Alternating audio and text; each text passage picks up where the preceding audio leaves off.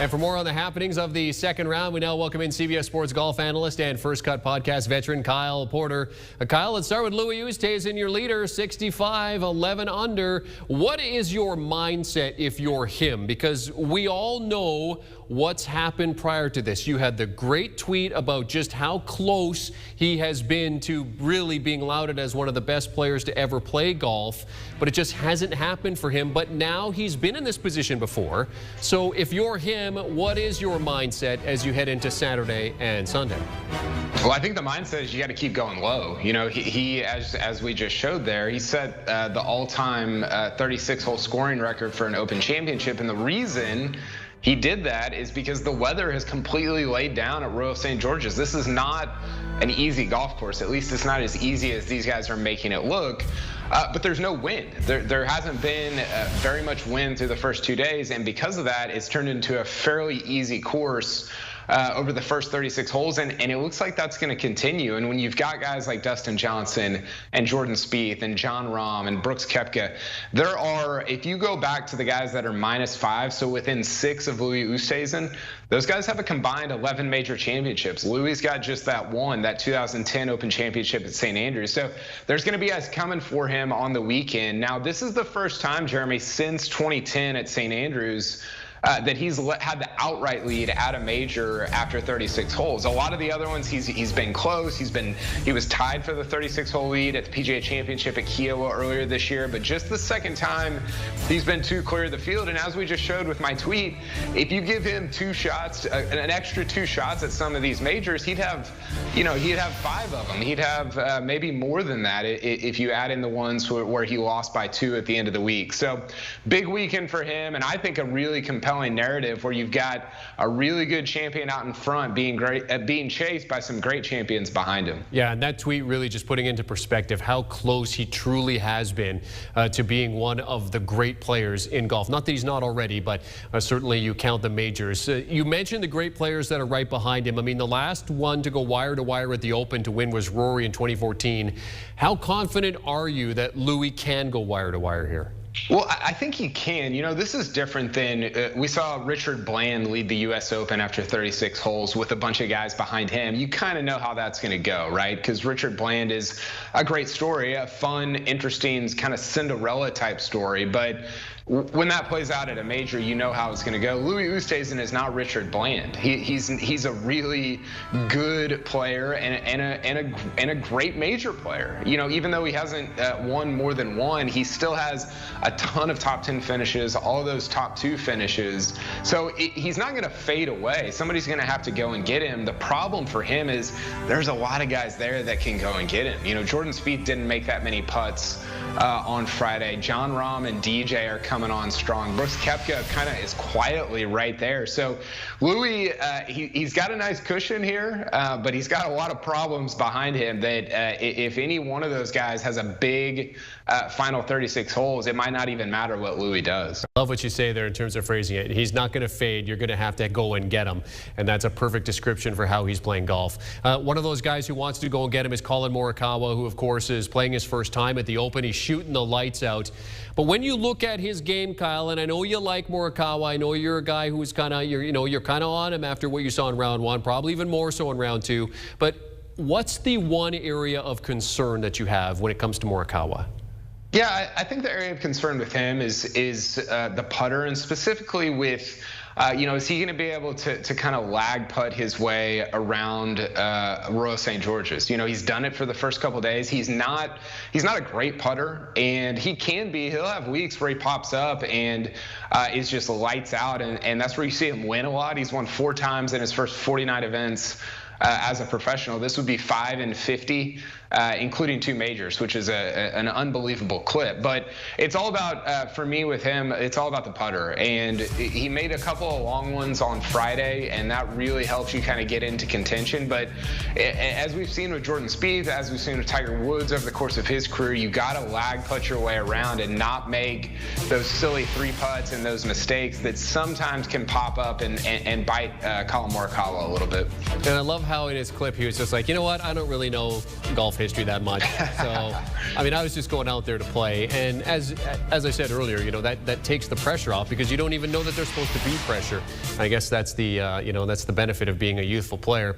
Let's talk about Jordan Spieth. The 67, he's at 8 under, 5 birdies and 2 bogeys in his second round. He said afterwards he wasn't happy with his number in round 2 and may look to change up club selection off the tee to play more off the fairway Saturday and Sunday. What are you picking up from Jordan here through 2 rounds? Well, I think he's been fine. I think he's, you know, and he kind of said this after a round. He said he's right where he wants to be, and that's correct. He's been really good from tee to green. I mean, his iron play is, you know, I don't know if it's as good as we've ever seen it. He was probably the best iron player in the world back in 2017, but it's been plenty good. It's been good enough to win this Open Championship. The problem for him, down the stretch at least, you look at those last 6 holes where he plays them in 1 over, he didn't make a lot of putts. You know, he 3-putted there on 15, just kind of ran into some trouble. Not trouble, he just didn't hole as many putts as he did over the first 1.5 rounds. And so, you know, that's it for me with him, is you got to keep hitting your irons close, keep giving yourself chances. And I have a lot of confidence that for him, the putter's going to come through to the end of the week. I really think that I've thought since the beginning of this tournament that either Jon Rahm or Jordan Spieth is going to win at the end of the week, and that really hasn't changed through 2 rounds for me. Okay, let's talk about some of these other chasers. Dustin Johnson, 7 under, a 5 under 65 for his second round. He has that goldfish memory, thank goodness. Didn't start well. I think he hit the only tree on the golf course in his round. And, I mean, 7 birdies, 2 bogeys. He said he felt like I've played really solid on both days. So also with him, Jon Rahm and Brooks Koepka. Koepka seeming more like he's interested in trolling Bryson DeChambeau at this point in his round. But when you look at those 3 guys, Rahm was your guy coming into the tournament. When you look at those 3 guys, who do you think is the most dangerous right now? Yeah, that's a great question. I think it's Rahm, just because he's got so much confidence. You know, his first round was really bizarre. He didn't have it at all. And so you worry about, did he put himself in too big of a hole in round 1 to climb out of it? I mean, he had to shoot a 64 just to get within, what, 5 of Oosthuizen, who's or I guess 6 of Oosthuizen, who's 11 under.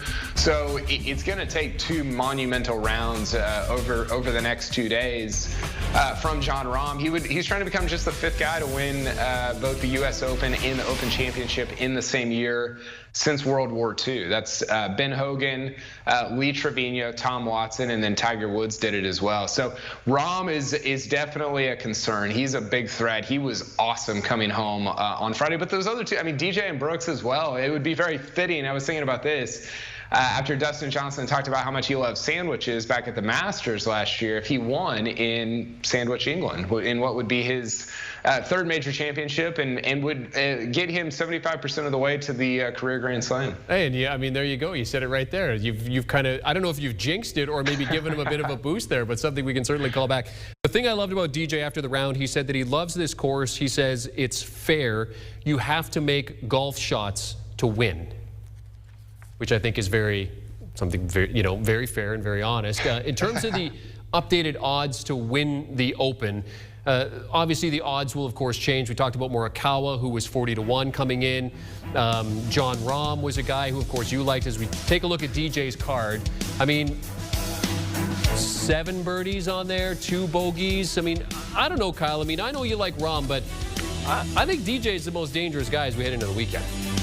Yeah, you know, he's up there. Here's what's really interesting about him is that he's had probably, of those guys that you mentioned, probably the worst major season. Misses a cut at the Masters, misses a cut at the PGA Championship, wasn't necessarily all that great for most of the U.S. Open.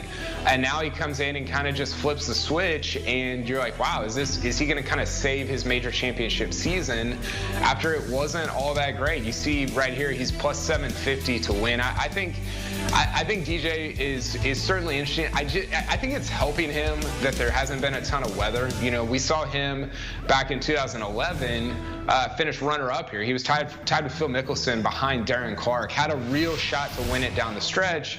hit a ball out of bounds on the par 5 14th hole, and I think the weather probably affected him a little bit. I think at least on Friday he was just locked in. He was in that late afternoon tee time that didn't have to deal with the weather. I mean, there was just no wind. Louis Oosthuizen said it was perfect links golf conditions, and he was among the guys that went out and proved it with his score on Friday afternoon. You have to think these guys are just like, all right, hey, let's get this done, let's get this going before the weather changes, so we can get in our low rounds here. Okay, Kyle, because we love accountability here at HQ, we got to pull back your picks before the tournament started, now that we're 2 rounds in. This is pretty good. The DJ is not looking great, but other than that, it's pretty good. Oh, yeah, it's not too bad. I mean, DeChambeau looks he's going to make the cut, but obviously, he's got issues this weekend. We were talking earlier, and I said, if I'm Bryson, what I'm doing when I come out on Saturday is I'm kissing my driver. Basically, put this whole thing to bed because Koepka is just trolling him on social media and just with his quotes. And I mean, yeah, you mentioned DJ there. DJ is a guy who's obviously in the weeds right now, but I think, hey, Kyle, you're looking pretty good with everything else that you got so far.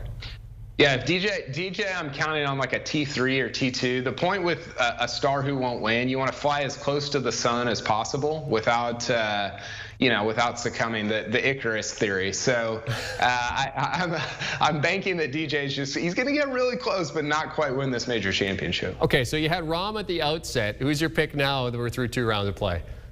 So I did have Rahm. My top 2, if you go back and look at, I would kind of rank the field. My top 2 are Rahm and Jordan Spieth, and I'm going to go with Jordan Spieth. I love the look he has this week. He kind of faded a little bit coming home on Friday, but the way he's hitting the ball, he's just got something. There's something special about him at the Open Championship. Never missed the cut there. Even when he didn't have his best stuff, he was kind of getting into contention. He hasn't been worse than tied for 30th since 2014. So I'm going to say Spieth gets it done and wins his second Claret Jug and his 4th major on Sunday. Kyle, all of us here at HQ are very shocked that you take Jordan Spieth. Kyle Porter. Kyle is CBS Sports HQ golf analyst and a member of the First Cut podcast team, joining us to talk about that second round. Yeah, for round recaps and surely some discussion about what's going on between Koepka and Bryson and their flowering rivalry. Join Kyle and Rick Gaiman on the First Cut podcast. Download and follow wherever you get your preferred audio. Do you want a sports network that delivers everything that matters about the game? The highlights, the picks, the instant analysis, no yelling, no fake debates, no politics. Hit the subscribe button and never miss a moment.